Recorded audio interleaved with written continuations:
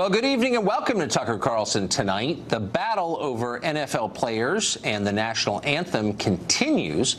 Over the past couple of days, an array of media figures and political elites have demonstrated why they're often called talking heads rather than thinking heads, as they repeatedly argue that the president's attacks on those millionaire athlete protesters were both scary and bigoted. Watch.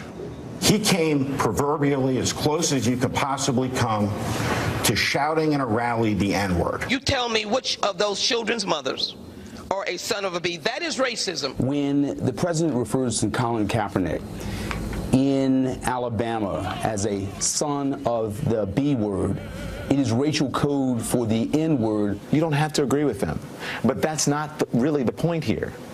No American gets to tell another American how to express their love for this country. Did you hear that? No American gets to tell another American how to express their love for this country. If only that were true. But it's not true, not even close. It's disingenuous nonsense. The same people lecturing you about free speech would be the very first to call for your job if you dared stray from the approved script of acceptable public discourse they so assiduously maintain. They're the word police. They demand control over what you say and think. They could care less about free expression or individual conscience, much less about the First Amendment. Stop insulting us with this garbage. It is lying. And if you don't believe it, consider what would have happened if the flag had been different. Imagine that professional athletes were protesting the Mexican flag, which, if anything, is a more potent symbol of inequity and institutional racism than our own. Imagine players sitting in protest as the Mexican anthem played. Would they be lauded as heroes on CNN? Are you kidding? They'd be denounced as bigots and fired if they persisted. American elites are more comfortable attacking their own country than others for the simple reason that they love it less. That's the story here. Of course the president's tweets have been incendiary and ham-handed. They almost always are. But how remarkable that our ruling class, the most privileged group in human history, whose job it is to run this country, is willing to dismiss our national symbols as evil and illegitimate. And that's supposed to be so entirely acceptable and good and unremarkable that the mere act of criticizing it is a sign of bigotry. No country can continue with elites this corrupt and stupid, and normal people recognize that.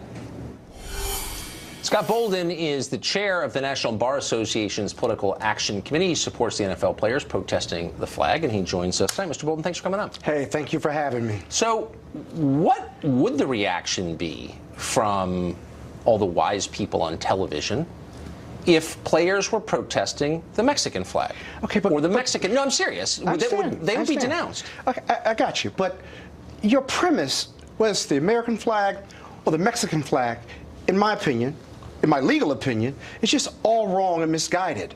These players are not protesting the soldiers, the anthem, or the flag. They're protesting police brutality, social injustice, and America's reaction to it, and the fact that it persists.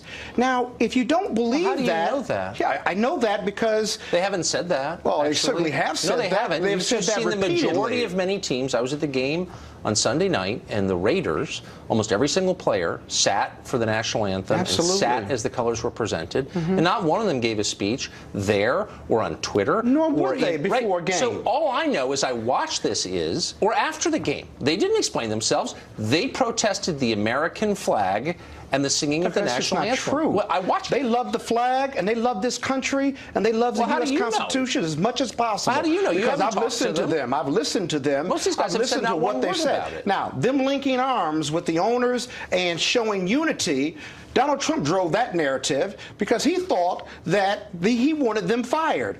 What happened is even his buddies who own teams linked arms with those black and brown ball players. Well, that is true. He drove that. And the white ball players. I mean, look, it's not necessarily. Look, I saw a ton of white players sitting out the national anthem on Sunday night. Exactly. This is not an inherently racial issue. I'm sorry, it's just not. I mean, there are white players, white owners doing the same thing. If they're supporting black players, and those black players, whether it's Colin Kaepernick or someone else, they're protesting social injustice and police brutality and the fact that it's not been addressed by this president and others. Then how about this?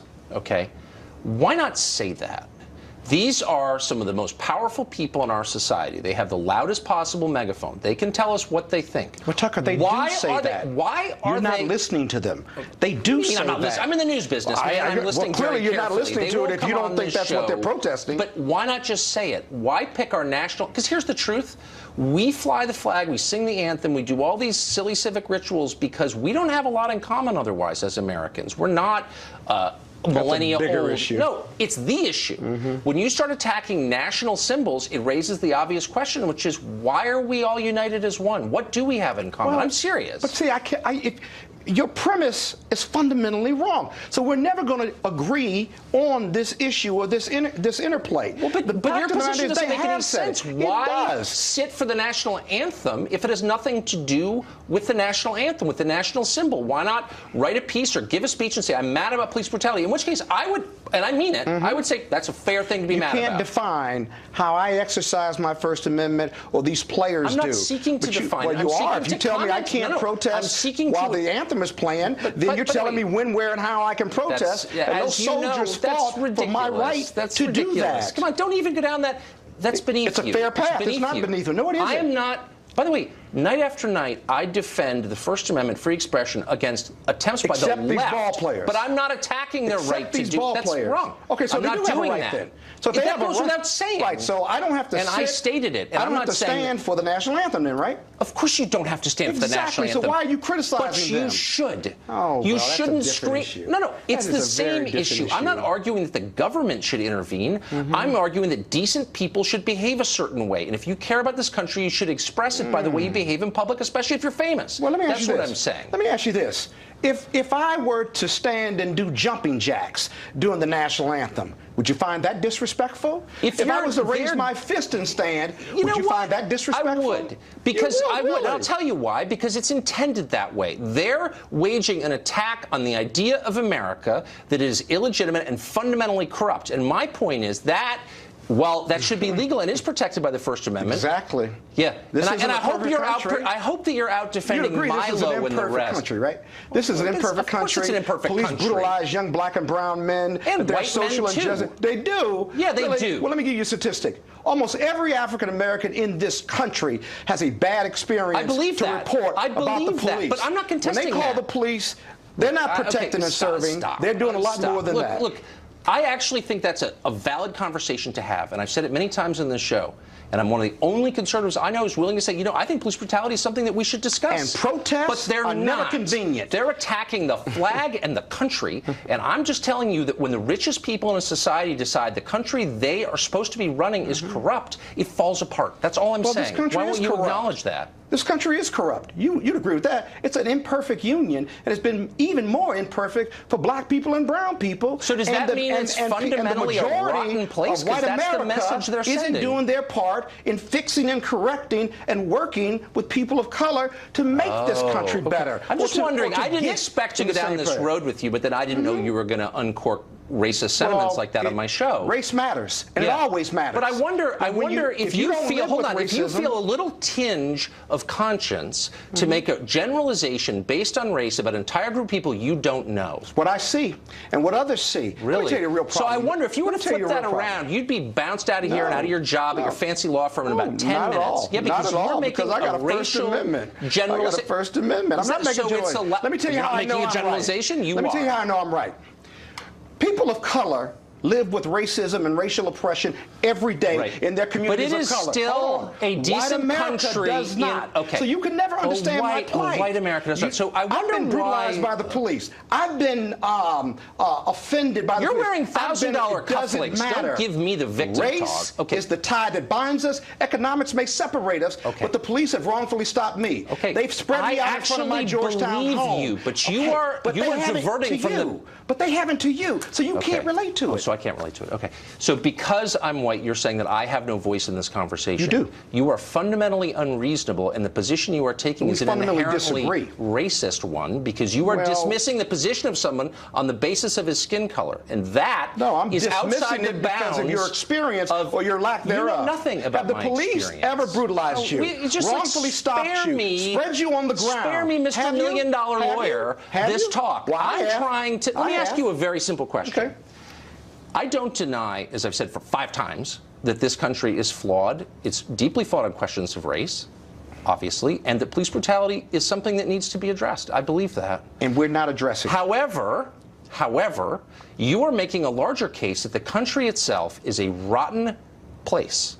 And my point is, for a rich guy like you to say something like that, because you have benefited, as have I, as have lots of people like us from this country, and to dismiss the whole thing and entire portions of the population as immoral is itself like disgusting. You're putting words in my mouth. No, I'm listening to what you're saying. I have not done that at all. What I'm saying is we live in 2 Americas. One black, you live in one my white. neighborhood, I bet. Don't give me that. We live in 2 Americas. My first car. I'm not going to listen to this garbage. We live in 2 Americas. One black, one white. Where do you live? And until we have a race reconciliation conversation, I'm from the city. It doesn't matter. It does matter. We live in 2 Americas. I bet you send your kids to private school. I bet you live in my neighborhood. So that doesn't mean I can't be offended by the police? Of course you can be offended by the police. I'm not racially oppressed. I can't hide my race. Don't give me this garbage. We live in 2. What neighborhood do you live in? That's why you can't relate to it, because you've never been discriminated against. What neighborhood do you live in? It doesn't matter. Yes, it does. You said we live in 2 Americas. You live in my neighborhood. I may live in your neighborhood, Spare me. but you've never been racially discriminated against like me. I'm not. You know what? I've been bullied by people like you before. I'm not going to take it from a guy who lives in my neighborhood. This is manifest white privilege right here, because you can't relate. What neighborhood do you live in? That somehow it's a problem. What neighborhood do you live in? I live in Northwest D.C., west of Foxhall Road, and I bet you live there too. That's a wealthy address. Not as wealthy as yours. God bless you. God bless you. Thanks for joining us, Mr. Bolden. Thank you. Lou Holtz is a college football coaching legend. He won a title with Notre Dame. Jason Whitlock is a journalist with Fox Sports 1. Jason, that got a little more intense than I expected. So I don't even want to have that conversation. I just want to make the obvious point that while America is deeply flawed, the country itself is good enough that millions of people from around the world want to come here, and most Americans are actually pretty decent. Why is that such a controversial thing to say? It's not a controversial thing to say. Listen, I think any rational person who understands American history knows we've made some really tragic mistakes in America. And I think if we look around the globe, most countries, most governments, most societies make a lot of mistakes, and people get mistreated. And so that's just a fact of life. That's a fact of the planet's history and will probably remain. America, I happen to believe, happens to handle unfairness better than all of our competitors out there. And so it's very hard for me to ever want to give up on America, demonize America, write off America. I don't want to. I have too many friends, and most of them African American, who are members of the police force. The generalizations about the police are really upsetting to me, because I know some very good police officers. And yes, police officers have made mistakes, but I don't want to generalize about them the way I don't want white people generalizing about black people. Well, I don't want to be just seen like that. I don't want to be seen as, the worst of black America. And I'm sure police officers, regardless of color, don't want to be seen as the worst of whatever act some individual police officer commits. I got to be honest, Tucker, I listened to that conversation. Man, that was painful, man. That was hard, because I think it represents the kind of division we have in this country. People are struggling to listen to each other and see the good in each other. I'm just really concerned about this country. I am too. Coach Holtz, you coached for a long time. How do you think the coaches and the owners are handling this controversy this week? Well, I think it's a real problem, and the reason is this, that it's a workplace environment. It's just like working with Walmart. You're in a workplace, you have certain obligations to try to please the customers as best you can. I think that there's an awful lot of things that happen in this country, but I want you to know, I've been unfairly ticketed. I was given a ticket when I didn't exceed the speed limit because I was coaching at one school and the patrol officer graduated from the other, and he let me know he was bitter about this. That happens in life. But the thing about it, I don't really know what they're protesting. I never see anybody on TV. I never see anybody on Twitter. I don't see anybody doing an interview and saying, this is the reason I am upset. But it does bother me when you go over to London and you kneel for the national anthem and you stand when they play God Save the Queen. To me, that is really not right. And one other thing along this line, if you aren't protesting the flag, you're picking the wrong thing to do with it. Yeah, if there's something to be done, go do it. But don't do it against this country. Well, I kind of, Jason, I mean, you know all the players. I know a couple of them are actually smart, well-spoken, have interesting thoughts. I kind of welcome a debate on this stuff, on the details of this stuff. I'm not afraid of that. I might agree with some of it, actually. Why aren't we hearing that? Why aren't we hearing players say, here's what I think, you may not agree, but these are my views? Because quite honestly, Tucker, I believe most of the players are out beyond their skis. And to get in a real in-depth discussion about this, again, I'm a former college football player. I identify as an athlete. I certainly identify as an African American. I love being an African American. I don't think these guys are experts in this cause that they're taking up, and I really think they're outside their role. They're millionaires. They're celebrities. I would love to see them acquire wealth in the National Football League, take that wealth and invest it in the causes that they believe in. Taking on the role as spokesmen and intellectual leaders is not the proper role for 23, 28, 30-year-old football players. And I'm a former football player. I'm not denigrating them. I'm just saying people have different roles. There are people who can focus on this issue 24/7, and this is their life's passion. Getting into this racial discussion and getting into these deep political discussions, it's not a part-time job.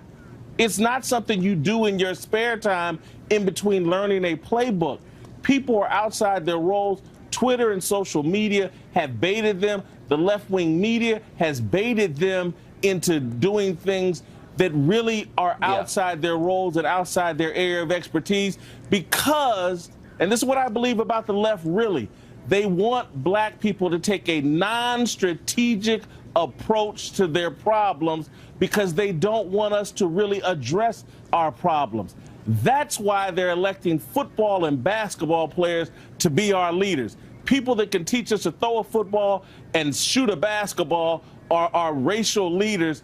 The liberal left is thrilled with this. So I've still got Scott Bolden here who's shaking his head. He's taking off his glasses. I really quick want to give you a chance to respond to that. If you have experienced social injustice, if you've been brutalized by the police, I don't care how much money you make, how old you are. If you want to speak out on the issue and you want to take a leadership role, then you ought to do that if you're comfortable doing that. This whole idea that at 23, 24, they can't walk and chew gum at the same time actually makes no sense. Tucker, let me ask you this. Let me ask the man this question. Okay, race Jason, is a serious, major issue in this country. Yeah. So is cancer. If I contract cancer, should I not go to a doctor and someone with expertise, or should I be the leader in addressing the cancer within my body? It sounds good on paper what he's talking about. There's no better expert. If I've lived with racism and racial oppression in our communities of color, I'm as much an expert as the next guy. Okay. All right. Because I'm telling my story. We're out of time. I'm being told that. I'm sorry, guys. It was great to see you. Coach Holtz, thank you. Jason. Bolden, thank you. Thank you. Roger Stone has been one of the president's closest allies for decades. He testified on Capitol Hill this morning about Russia. It was behind closed doors. He joins us in just a second to say what happened there. Also, we'll talk to the Attorney General, Jeff Sessions. He's coming up. Stay tuned.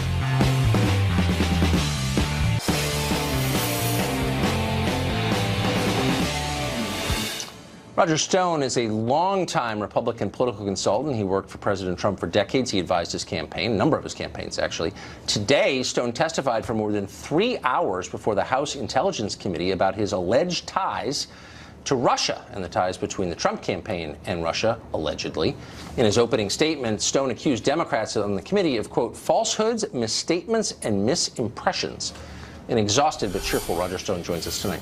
So, Roger, no matter what you say, people are going to say, that didn't really happen. Where can I've been looking all day for a transcript of this. It took place before a committee in the Congress. How can I get an official transcript of what happened? Well, unfortunately, I don't think you'll ever be able to get a transcript. That's my whole point, which is the Democrats on the committee had no trouble savaging me and the president in public, saying, oh, Stone knew about the hacking of John Podesta's email. I did not. Stone knew about the content of the WikiLeaks disclosures in October. I did not.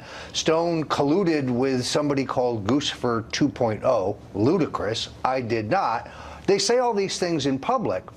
Stone worked for the Kremlin, one congresswoman said.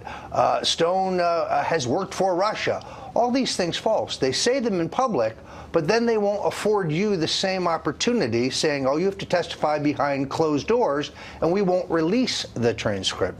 Wait, I thought the Republicans were in charge of Congress, weren't they? You would think. Look, the fair American way would be allow you to face your accuser in a public forum, to allow you to respond in the same forum in which the accusations were made. That's why I said today, President Trump is absolutely right. This is a witch hunt. This is a scandal without facts or evidence. So you were in a colloquy with Congressman Schiff of Burbank, California. Yes. And you've kind of insulted each other. He's, as you just said, accused you of colluding with the Russian government. What was that exchange like today? It was pretty intense. I mean, the most interesting thing that happened today is I made the case in my prepared statement and in the question and answer period that I do not believe there is any solid evidence that the DNC was actually hacked, never mind hacked by the Russians. And that the cornerstone of that is that the Democratic National Committee refused to let the FBI examine their servers, preferring to have a company that was paid and directed by the DNC, CrowdStrike, do so. Congresswoman Spire actually said that's not true, and then Congressman Schiff agreed with her, to which Trey Gowdy pointed out that former FBI Director Comey and Secretary Johnson of Homeland Security had both testified under oath to this very committee that that was the case, which means somebody is lying. I think that is the case. That's what we know as of right now. Absolutely. Do you fear getting indicted in this? No, not at all. Do you think Paul Manafort will be indicted? I can't say. I'm not aware of any wrongdoing by Paul Manafort. I most certainly have never colluded with the Russians. Look, I'm a Trump loyalist. I still think Donald Trump has the potential to be a great, transformative president. And I think all of this is an effort to destabilize and delegitimize his presidency. But they're empty-handed. They have nothing. Really quickly, why, if this were a democratically controlled Congress, do you think there would be hearings like this into a Democratic president? Absolutely not. Look, this is an excuse. They have to come up with some excuse as to why Hillary Clinton spent $2 billion, had the support of the old media, the mainstream media, had the support of the new media in the sense that Yahoo and Google are rigging their algorithms to her benefit, and she still lost. She got outworked, outfoxed, outcampaigned by Donald Trump, and they just don't want to accept it. I tend to think that's right. Roger Stone, thanks a lot. Great to be here. Many thanks, Tucker. Attorney General Jeff Sessions has a new enemy. He says authoritarians on college campuses, those who suppress free speech, must now wrangle with the Justice Department. The Attorney General joins us to discuss his plans to protect free speech next. Well, universities across the United States, hostile administrators and violent protesters have made it difficult, sometimes impossible, for dissident students, those who disagree with prevailing views, to say what they think in public. It's annoying. The question is it also illegal on public campuses? Well, today, Attorney General Jeff Sessions announced a plan to intervene. Mr. Attorney General, thanks for joining us. Thank you. So what is the problem you're seeking to address with this initiative? We have too much suppression of free and open speech on college campuses today. Particularly conservatives are being silenced in many ways. Controversial speakers are being blocked. You have the veto by the heckler who threatens to protest and disrupt the speech, so the college may withdraw the speaker's invitation so there won't be a disturbance. These kind kind of things really threaten the entire educational system, in my view, the integrity of it. We have a heritage of free speech. It's in our Constitution. It's deeply embedded in our whole approach to life, and we need to push back. And so we're going to push back. Some of these actions can be a violation of civil rights. You have First Amendment rights in this country to speak, and sometimes those rights can be impacted. The Department of Justice will take what steps we can to make sure that these zones, these colleges don't create limiting zones for free speech. I can think of many occasions where the government has moved in to curtail free speech rights. Under the Woodrow Wilson administration, for example, people were sent to prison for protesting the war or whatever. Can you think of other examples of the Justice Department moving in to ensure free speech rights? Well, I'm not able to remember that, Tucker. I just don't remember any situation in which we've gone to a point where speech is threatened. But I will say this. Back in the civil rights days, a lot of areas in the South attempted to silence voices that were against segregation. So that was a time that the federal government in many ways spoke, and I think in many ways spoke on free speech issues too. But it's an important issue. The trends have gone oddly, don't you think, from a time when we had a universal recognition that people should be able to express themselves freely and openly, to a time today where we're drifting back to trying to block people from having their voices heard. What can these are private institutions, most of them, or many of them. What can the federal government do? Well, we're focusing primarily on the public institutions. 33% of public institutions have some sort of speech codes that constrict freedom of speech, as I think most people would define it under the First Amendment. So this is a troubling trend. And so the First Amendment applies to public colleges and universities. And, of course, private colleges, we want to call out and talk to college presidents, deans, faculty, trustees, to say, make sure that you're not discriminating in any way against people's right to speak, and or discriminating against them academically or otherwise if they have the courage to defend their beliefs. What sort of action are you prepared to take if they ignore you? Well, we can intervene and possibly even file lawsuits, but we'll be intervening this week, filing a statement of interest, which the United States government is entitled to do, in a case involving a constriction of free speech that we believe is important, and we'll be filing a brief to the court explaining why we think this is an important national right. So you're hearing a debate arise this week about free speech in the wake of the president's demands the NFL fire players who protest the American flag and other symbols of the country. Do you think that his remarks contravene the spirit of the First Amendment? Absolutely not. The President of the United States has free speech. He believes, and I believe, that people should take a moment before a football game and stand when the national anthem is played. What's wrong with that? It's not political. It's not an affirmation of Trump or Hillary Clinton or any other agenda. It's simply an affirmation and respect for the United States of America and this great heritage of freedom, and for these football players, prosperity that they have. So I think that's a perfectly appropriate thing for the president to say. They have a right. We have no legal case to condemn a person, a football player who doesn't stand. Their owners may have rights to deal with their employees on the football field. But so I think they have all the rights every American does to speak out. They've got access to the internet. They have all kinds of ways to express their own opinions. But I think every American, no matter what their views on the issues, should stand for America, should salute the flag. I think otherwise we don't have the kind of nation that's healthy that we need to have to be strong and be able to have contentious debates within it. What do you think it's about? Why do you think that some of the most successful people in our society would be taking a public stand against symbols of the country itself? My thought is they haven't thought it through. They haven't realized that what they're doing is actually demeaning the country, not some politician they may disagree with, not some issue that they feel strongly about, how is that the right way to express such a view?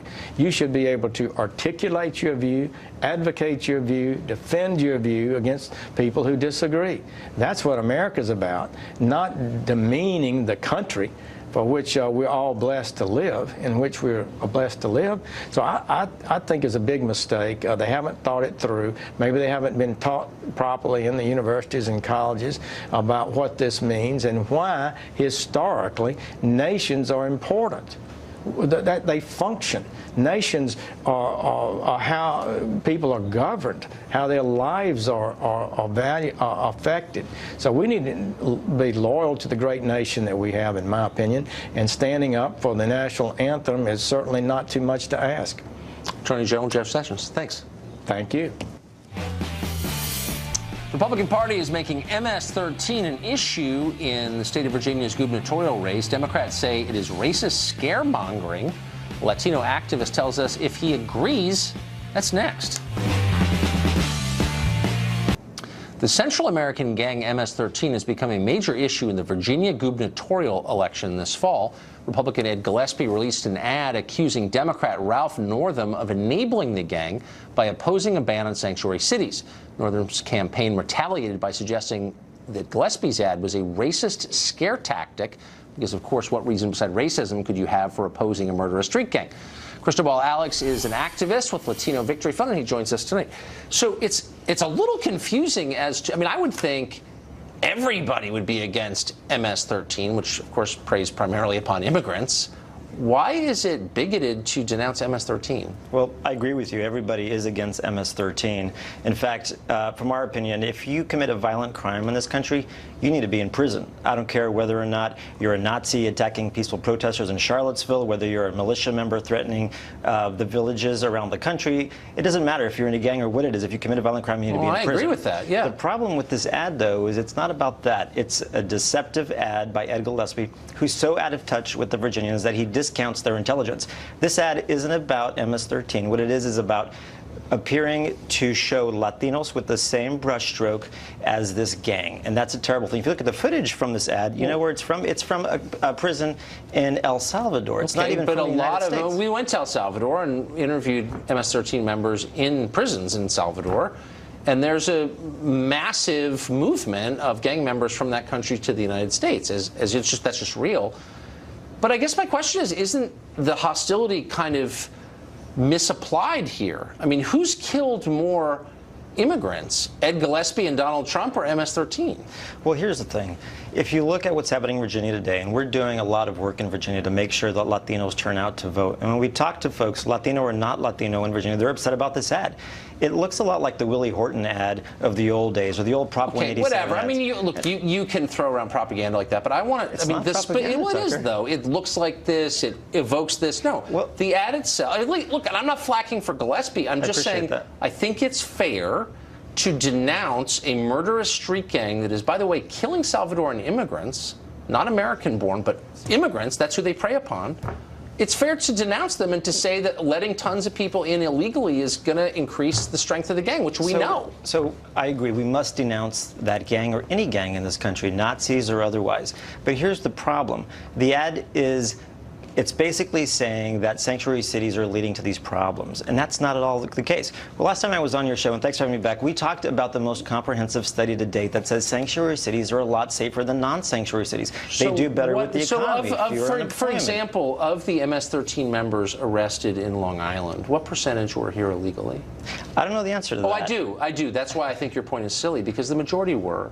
And you see that in Los Angeles, and you see in the suburbs of Washington, D.C. It's not to say that all people here illegally are bad. Most of them are not bad. But when you let a lot of people in illegally, you're going to get some MS-13 members. Like, that's a fact. It's not a Republican talking point. That's real. And I agree. We're not suggesting that people should be coming here illegally to do crime. What we're saying is you've got an ad that is blatantly scaremongering, and the people in Virginia aren't going to fall for that. Wait, but why is it scaremongering? Should you not be afraid of MS-13? What the people in Virginia care about, or what the people around the country care about, we want jobs that pay well. We want a raise. We want good health care. So they don't care about MS-13. I wonder if the reason they care about non-English-speaking MS-13 Salvadoran immigrants who are really the primary prey of MS-13, they probably care about it because their businesses get extorted by MS-13. What they care about are attacks, and we know this by folks with these attack ads and others. What we know is we just came out with a big poll with Latino Decisions and America's Voice. We asked Latinos what matters most to them. Immigration, surprisingly, maybe not surprisingly for some, is number one. But number two, people are worried about race relations in this country, and part of that is because of these attack ads. It's a lot like the Pete Wilson I'm sincerely days. confused. So if you're Ed Gillespie, should you just not mention MS-13? Ed Gillespie is desperate. That's why he's mentioning it. Don't give me the campaign answer. Give me the real answer. Like, are you not? Am I not supposed to talk about MS-13 because it like hurts people's feelings or something? The like, reason why he's what's the talking protocol here? Let me tell you what. The reason he's talking about it is because he's desperate. But what should he have said? Okay, I get it. He should be talking about what the people of Virginia really about MS-13. Should he just ignore it? Is he not allowed to talk about it, or what's the answer? So here's what's happening. Donald Trump runs for president of the United States on the very first day by attacking our immigrants. Are you? Okay. I'm getting there, Tucker. Look, Wait, attacking MS-13 is not attack. No, because you're not giving me straight. I'm saying, what should MS-13 is a real thing in the Commonwealth of Virginia. He needs to be talking about the issues that matter to Virginia. Okay, I'm not sure he should be taking campaign advice from you. Well, Ralph Northam is doing a great job. Right, he's talking about the economy. He's talking about jobs. He's talking about health. Now you're flacking. I got to cut you off. But thank you, Christopher Alex. Good to see you. Thank you. Jared Kushner is using a private email server, according to news reports. Can that be real after what we learned in last year's campaign? Brett Hume here to talk about it and more. Stay tuned.